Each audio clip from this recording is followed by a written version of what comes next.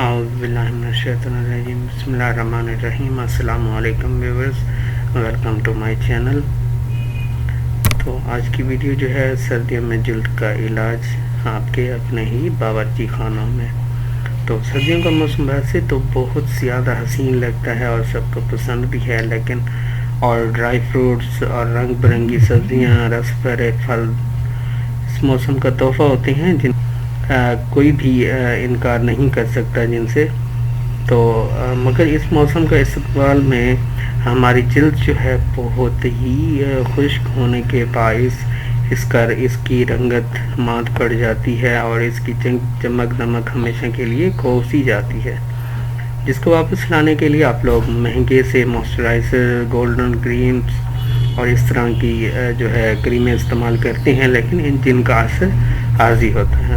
تو اس کو آپ لوگوں نے مستقل جو ہے ٹھیک کرنے کے لیے آپ لوگوں نے اپنے باورچی خانے میں جانا ہے، اور جو میں آپ لوگوں کو ایک ٹوٹکا بتانے جا رہا ہوں، آپ لوگوں نے اس کو استعمال کرنا ہے اور اپنی جلد کی حفاظت کرنی ہے۔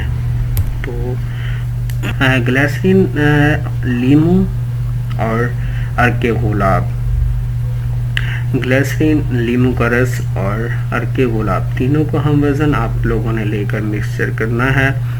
مکسچر کرنے کے بعد پھر آپ لوگوں نے اس کا مکسچر اپنے ہاتھوں اور پاؤں پر لگا لینا ہے، جس سے آپ لوگوں کی جو ہاتھوں اور پاؤں کی یقین ہوگی وہ ہمیشہ کے لیے دور ہو جائے گی، اور ساتھ ساتھ چھایاں اور داغ دھبے بھی ہمیشہ کے لیے دور ہو جائیں گے۔ تو یہ آپ لوگوں کے باورچی خانوں کا جو ہے ٹوٹکا ہے، یہ آپ لوگوں نے استعمال کرنا ہے، بجائے اس کے کہ آپ لوگ مہنگی کریمیں استعمال کریں۔ اس کے علاوہ جو دوسرا ہے ہمارے پاس دودھ اور بادام کا ماسک۔ تو 1 چمچ آپ لوگوں نے بادام پیس کر اس میں جو ہے 2 چمچ دودھ ملا کر آپ لوگوں نے پیسٹ بنا لینا ہے۔